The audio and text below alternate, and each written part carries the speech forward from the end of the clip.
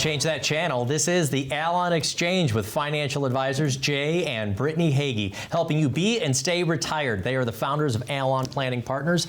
I'm Spike Spangle. Jay and Brittany, how are you both doing this week? Doing great, doing great. Ready to jump into some great topics today. Yeah, I really enjoyed when you sent some notes over about this, about wanting to shine a light on some of the retirement blind spots. That's right.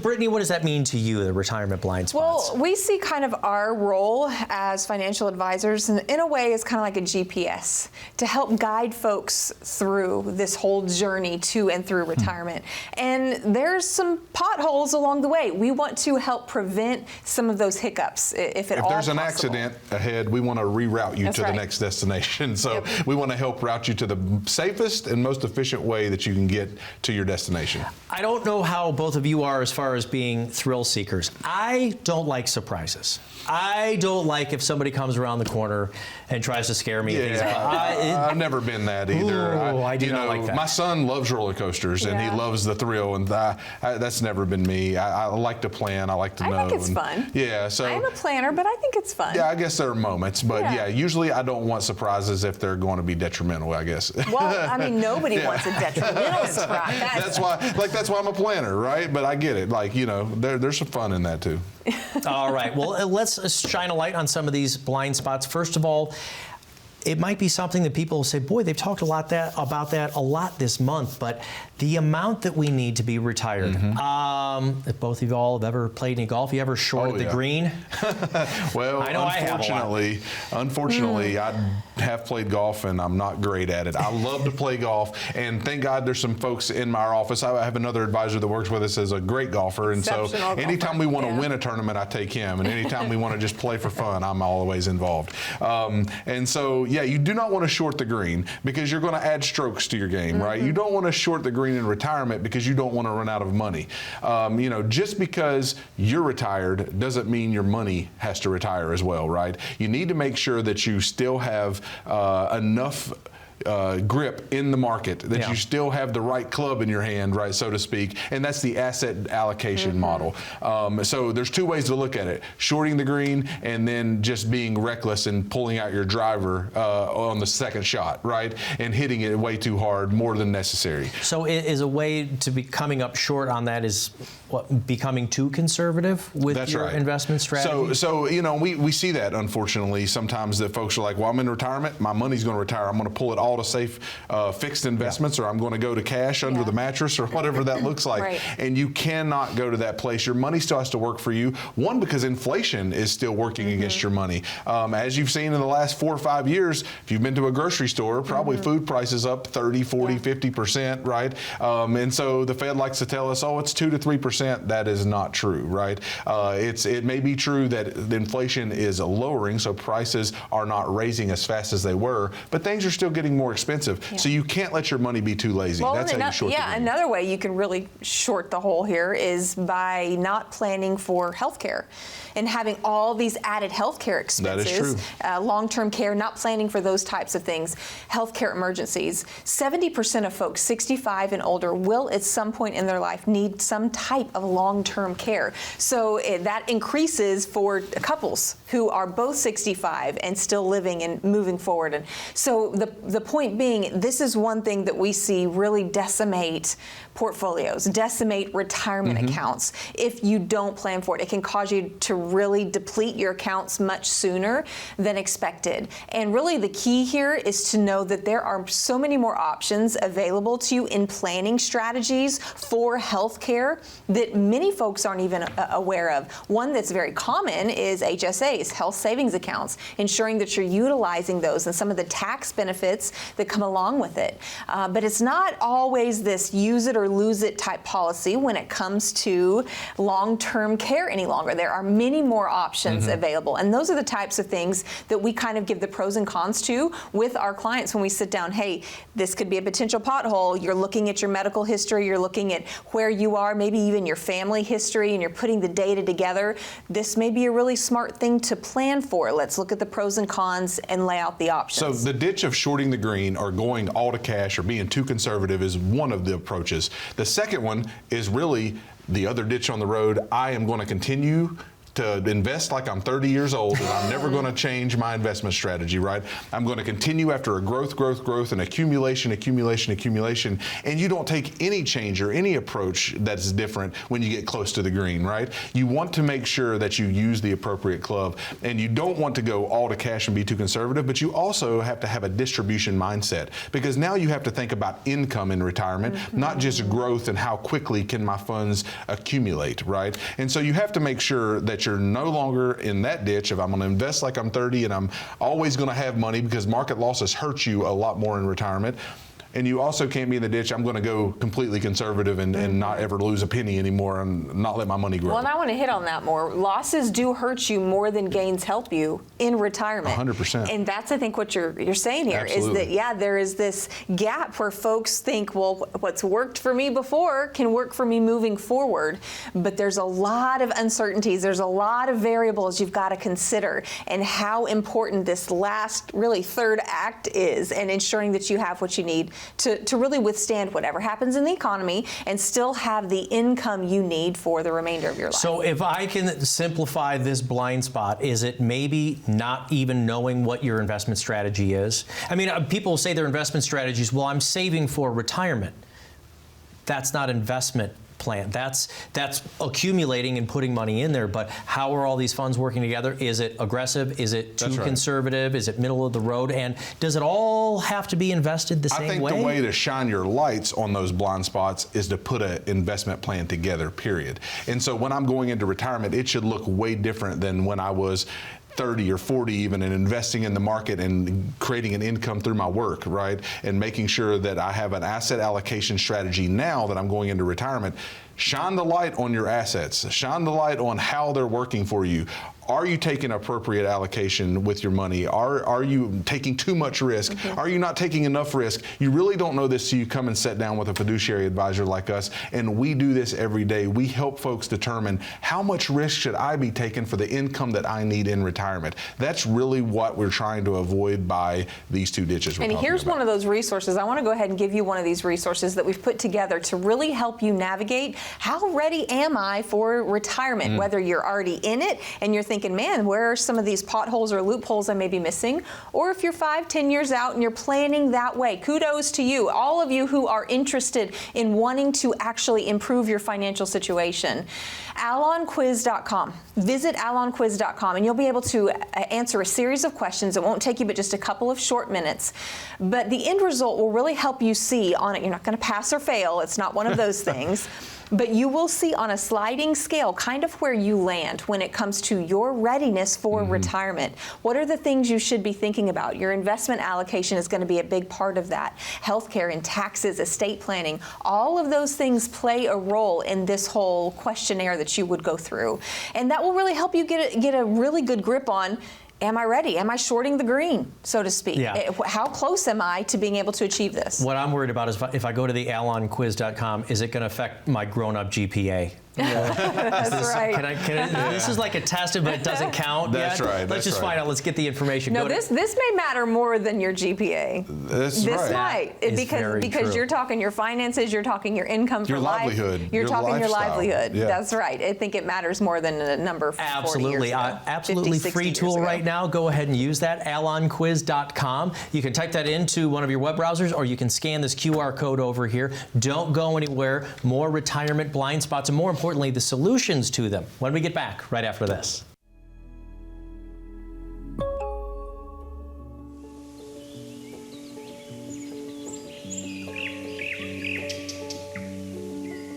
Allon means oak tree, and when we began this firm 7, 8, 9 years ago, something like that, we were searching, trying to determine what do we really want to build this foundation on? How do we want to depict and share this mission that we have with the world? What does this look like? And so as we were processing through what should be the grounding factor, the name of our company, Allon really stood out. It's actually the Hebrew word for oak tree. And we knew that the oak tree was going to be the symbol for what we are, how we operate, because those are the kinds of financial plans we want to create. And so Allon comes from the Psalms, where it talks about the tree that is planted by the water that has deep roots, that even in times of drought, this tree can sustain life, and it bears fruit in every season. That really became the foundation and the mantra of our firm. Why we do what we do, who we are, how we operate. We want to create plans for people with deep roots that even in times of turmoil it hits their life. Maybe it's a death in their family. Maybe it's another financial crisis. Maybe it's COVID, and something that we can't even see coming. But the roots are so deep that they bear fruit in all seasons because we have a plan for every season of life.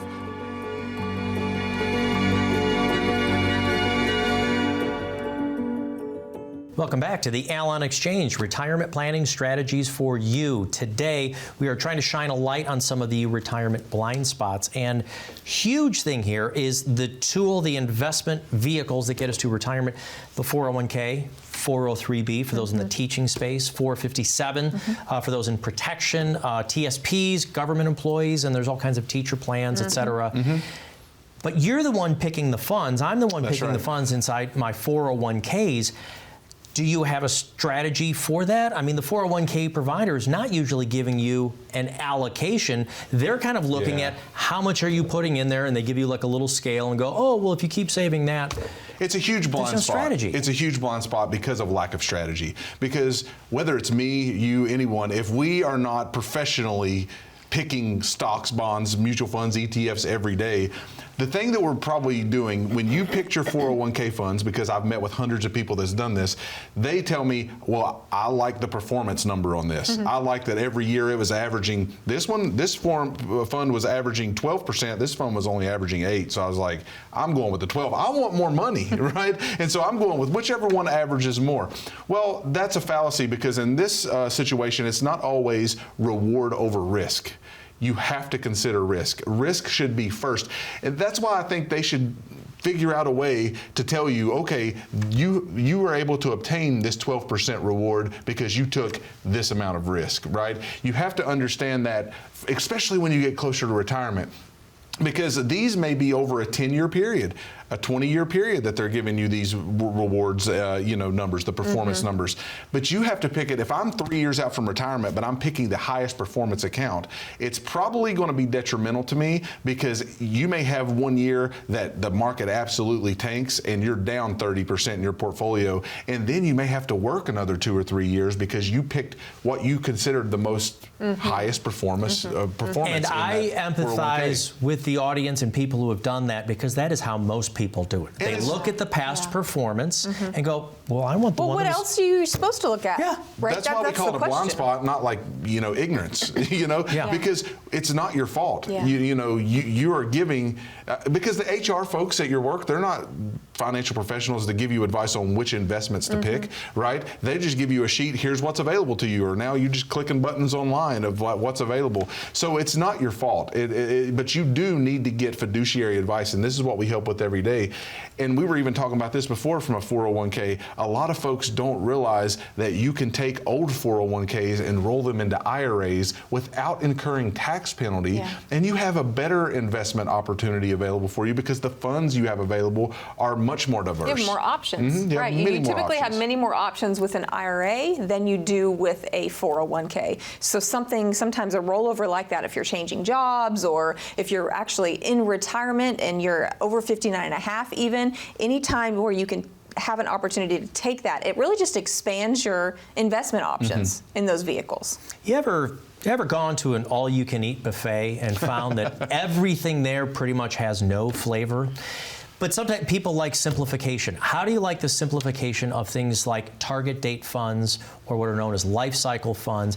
All of this complication we're talking about, one of the things that they came up with actually after 2008-9 is they didn't want people to be too risky inside their retirement accounts. They said, let's come up with a target date account, which is in theory supposed to reduce risk the closer you get to retirement. Brittany, do you guys see these? Are these okay? Yeah, we see them all the time, and there's a place for them. My issue with them is that what typically ends up happening is that that funds are bought and sold at the wrong time. Because the goal of the target date fund is just to ensure the balance that you have specified, whether it's 50% equities, 50% bonds, or 60-40, or 70-30, whatever it might be.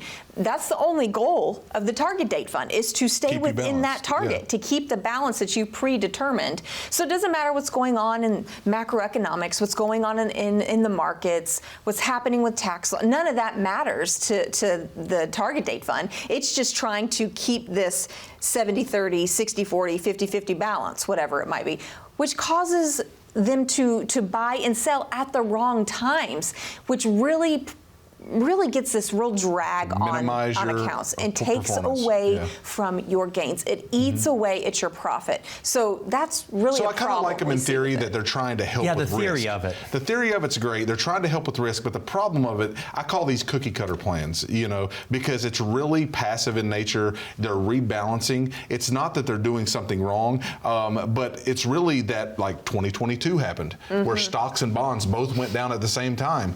What's a fund like that do? It just loses all over the place, right? There's not really proper diversification. There's just a balance of equities to fixed income, right? It's more of a formula approach. That's exactly what it is. It's a formula approach rather than very strategic and individually planning for a couple or an individual or family, right? That's the difference. One is it may get the job done. It may not be as efficient. It may eat away at your returns, but you may get somewhere with it. There's a better way. So for our clients, we take their 401ks in light of everything else we're managing, maybe their IRAs or their Roths or other fixed income accounts that we have, and we take a look at it at a broader spectrum. And so we help you design.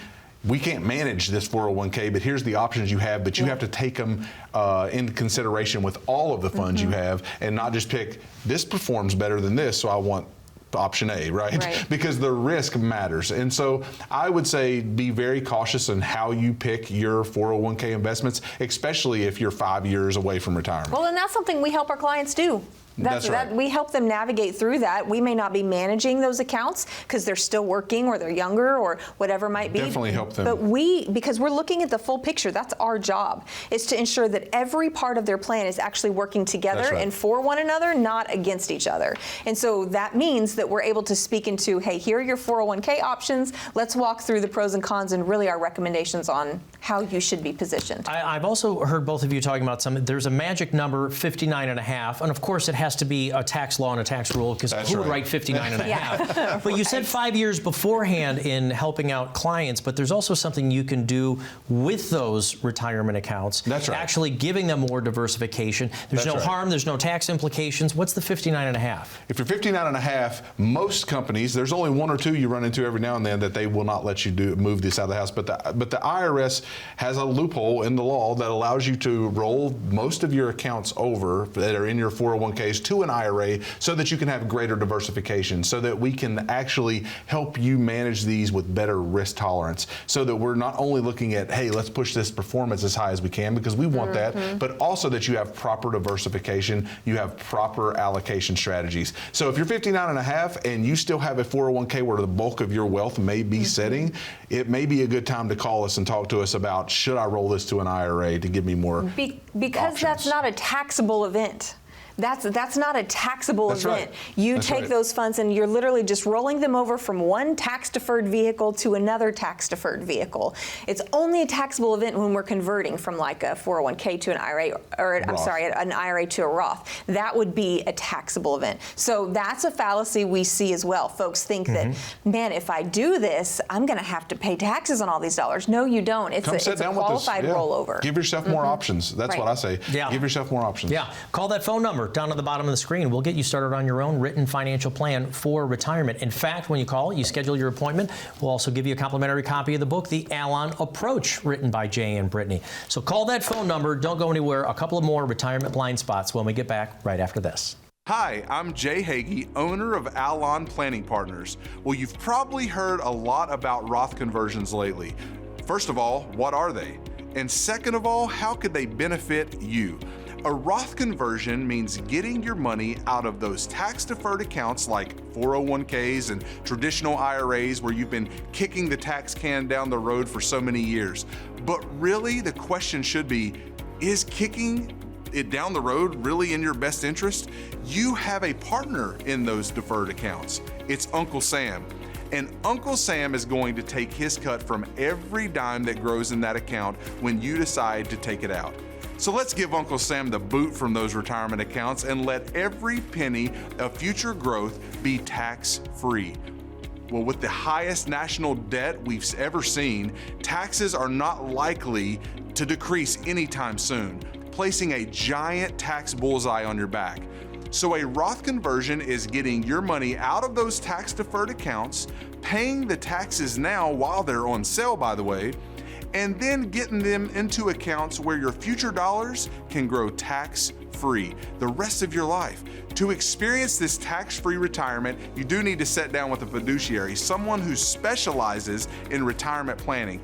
So just call the number you see here or scan the QR code and let us help remove that tax bullseye off of your back. Welcome back. You're with financial advisors Jay and Brittany Hagee, the founders of Allon Planning Partners. We're trying to help you with some of those retirement blind spots. And I'll tell you what, we have the phone number, we've got the QR codes. We also have something we want to be interactive right now. Are you prepared for retirement? What are some of your own blind spots? You can do this with us right now. Go to allonquiz.com. Absolutely free tool. We've got some questions for you that you can do right now. Maybe your spouse is sitting next to you. Let's start the conversation going at home while we go through some other retirement blind spots here. allonquiz.com. Absolutely free tool. Another blind spot. A lot of folks right now are talking about turning on their Social Security early for many different reasons. One of them being to maybe start boosting their savings. Even the idea of let's invest this. One of them because it may be running out. Exactly. You know, I mean, I get that a lot. It's like, hey, should I turn this on because it may not be here? Yeah. Well, what's the blind spot of turning it on? Let's say 62, 63, and There's you're a still blind working. spot. You're making a good living. Well, that's one big one right there, is that you're still Penalties. working. If you're still working, you will not be able to receive your full retirement age benefit. Most folks don't realize that, but you will get a 25%. decrease, 25% decrease in what you will receive. So, I mean, you're selling yourself short right there. So if you're still working, that's one big red flag. May not be the best time to file. Yeah, because if you're still working, if you're earning any money, after a certain cutoff period, I think it's $24,000, somewhere around there this year. If you make anything over that, they are going to take back, the IRS, $1 for every $2 that you make after that. So if you make $75,000, they're going to take $25,000 in penalty back from you. Yeah. So if your Social Security is $2,000 a month at 62 because you have taken that 25% haircut,